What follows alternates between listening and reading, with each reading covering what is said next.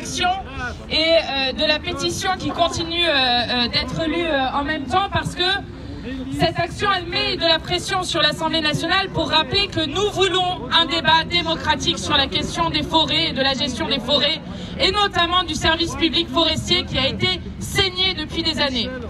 Nous voulons un débat et vous le savez, nous sommes sous le coup d'un 49.3 qui pourrait arriver à tout moment. Ce soir vont être discutés avec plusieurs d'entre nous qui sommes ici des amendements sur la forêt, et notamment sur l'Office national des forêts dans le cadre de la mission écologie. Et on le sait, la mission écologie et la tutelle du ministère de l'écologie est très importante pour le service public forestier. Mais la plupart des amendements vont être discutés mercredi après-midi dans la mission qui s'appelle Forêt et Agriculture. Et dans les bruits qui courent à l'Assemblée nationale, il y a le bruit qu'un 49.3, un quatrième en 15 jours, puisque nous sommes face à un gouvernement de récidivistes, qu'un quatrième 49.3 arriverait ce soir et donc nous empêcherait une nouvelle fois de discuter ces amendements. Si nous sommes là, c'est pour réaffirmer à quel point le groupe de la France Insoumise, mais l'ensemble de la NUPES, est déterminé à porter ces questions du service public forestier. Nous refusons qu'ils fassent comme ils ont fait dans l'agriculture industrielle, avec tous les dommages que cela implique, une agriculture sans paysans. Et nous le disons ici, nous sommes attachés à avoir une forêt avec des forestiers et pas sans forestiers. Je suis sûr que nous allons gagner.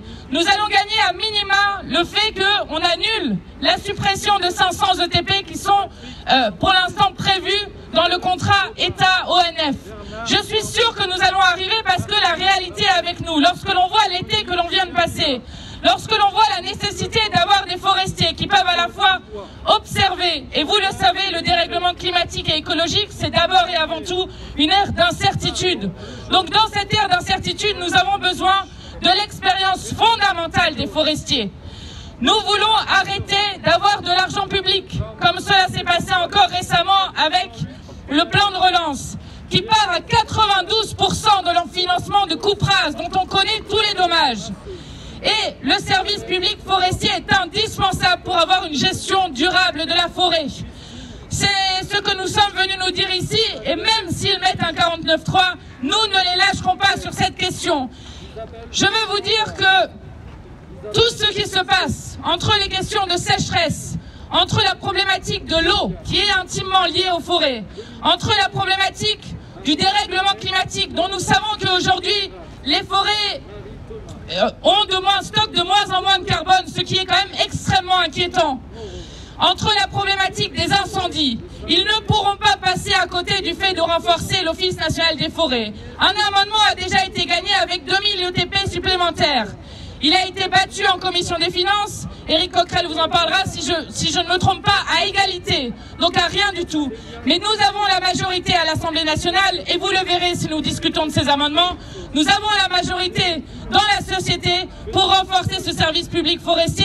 Et je voudrais terminer par une dernière chose qui à nous aussi nous donne beaucoup d'espoir. Beaucoup d'espoir parce que hier, le regard du monde entier s'est tourné vers le Brésil et vers la victoire de Lula. Cette victoire de Lula est une excellente nouvelle pour les forêts et notamment pour la forêt amazonienne. Eh bien, nous ici aussi, nous allons ouvrir des bêches en réaffirmant que nous voulons un service public forestier au service des forêts et que nous en avons besoin.